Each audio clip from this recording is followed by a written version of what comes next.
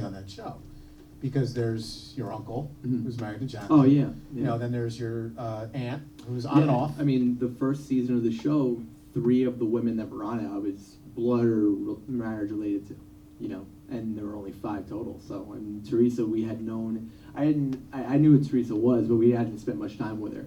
And then Danielle Staub was a complete stranger, and you know. What is Danielle Staub doing now? I have no idea. No idea. I mean, You know, being miserable somewhere in a big house. Yeah, you know, right? what's so crazy about it is, like, a lot of people just kind of assume when you go through this with somebody, whether it's Danielle or, you know, they talk about Teresa, even in some cases members of your own family, that you, like, you've got this weird bond that you stick with the whole, it's not like a fraternity or sorority or something. I mentioned to you on the show, the last show, I didn't think you guys were going to last because your mom is very protective of your family. Mm-hmm. And I mean, obviously you got America, maybe the world looking at this shit. So there's got to be a lot of haters, a lot of, what do they call keyboard warriors? Yeah. A lot of people writing shit and blah, blah, blah. Like, your mother is very protective of her family. Like, did that, I mean, she's still on the show. I don't really watch it anymore. She's still on the show? I mean, we spun off and did our own thing. So when we did Manzo with Children, it was like, all right, you know what, let's take this shot and see if people will watch a show where it's based around just us and just be ourselves, you know, because when you were doing Housewives, it was nothing but anxiety. And there was a side of us, especially Mom, that, like, we weren't proud of. Like, why get in a room with these women and scream at each other and stuff like that? Like, who cares? Yeah. And, like, that's kind of the thing. So, like, people are so, you know, you'll say, oh, hey, do you know what Danielle Staub's doing? Or what do you think about this? What do you think about that? Like, the truth is, you know, and we really felt like this when we were filming with them, it's none of our business. Yeah. So, like, we don't really care. So, when you're in a show where you have to make it your business, and that's kind of, like, counterintuitive to how you live your life, you know, you want to kind of break off, and that's what Manzo's been, and, you know, thank God it's been going for as long as it has. You know, the last 2 seasons have been a lot of fun,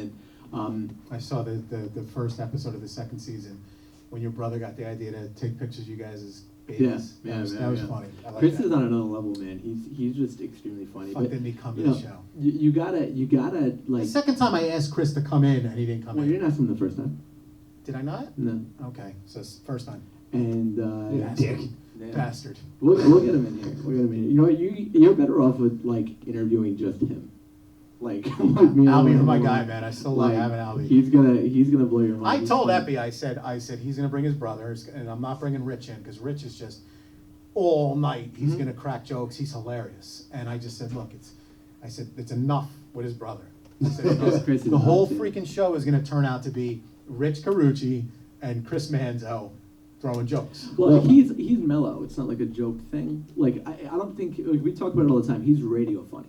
You know what I mean? Like, I don't, like, I got a lot of respect for the stand-up game. Like, I couldn't do that in a million years. Neither can Rob or Johnny. They tried here. They've tried. John, you hear this? Yeah. Hey, Gene, are they successful? Oh. Rob and Johnny up on this stage right here? Yes, they are. Yeah, he was paid to say. Yeah, so fuck you. Okay, thank you. Prick. So, I don't want to piss off the listener. Oh, thank you.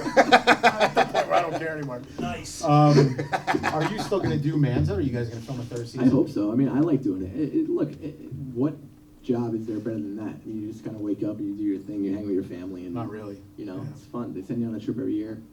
It's a great time. Now, you guys are officially off of Housewives. Yeah, we've been off. Now. Your mom is off now too? Yeah. Okay, so now they shot season 6 without her. They're filming now without her. So yeah, that was a decision we pretty much made. So I know I knew we were talking about this a little bit earlier. So, like, how often would they be filming? It all depends. I mean, Manzo, believe it or not, we film a lot more for Manzo than we do for Housewives. Like, the amount of hours on tape. Housewives, like, you know, you have to understand too, like, I'm someone's son. So, like, I wasn't filming nearly as much as Mom, but even on Housewives, I'd film at a bare minimum 3 days a week. Okay. So, you know, Manzo, you film at least 5 days a week, if not 6. And Now, do these guys live in your house? Do they sleep over? It feels like that. Sometimes, like with Manzo, it feels like you get so close to these guys. Like, Yeah. you really, really do. Like, you get... No, every you know, reality show talks about that. Like, Yeah. they get to know them, the Yeah. kids, and all that kind Like, of there are stuff. certain people, it's... I know a lot of people, especially that are, like, talented, you know, that are, like, on TV and have earned it. Yeah.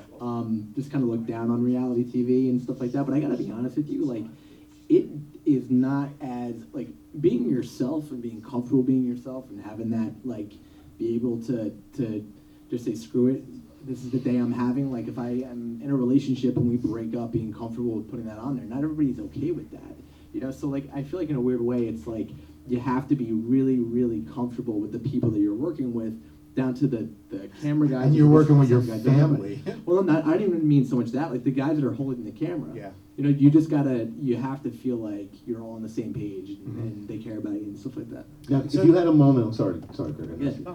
If you had a moment where just you had a rough day, you just had Yeah. a really long, miserable day. Somebody in your social circle fucking pissed you off, Yeah. betrayed you, something like that. You just didn't want to talk. You didn't want to be involved, Mm-hmm. and somebody's in your face. You ever just be like, "Yo, listen, guys, today it's not the night. Just back off."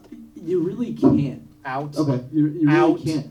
I mean, there have been a couple times, like, look, I got thrown out of law school, found out I was getting thrown out of law school literally on camera. We sat down to film a different scene. Like, And your mom started crying. well, yeah. I remember So, that. like, we sat down to film a scene, and I got the letter. I stalked you, Albie. I Like right remember there. that. And then I was there. I was there. I was there spiritually. there's so many things that have happened. Like, literally, like, I've filmed scenes where I've walked into a bar, right? And I will have gone through a breakup as I'm walking into the bar. And it'll be about something else. And I know I'm wearing it on my face, and I'll be like, you know what? We're just going to make it about this. And, like, you just kind of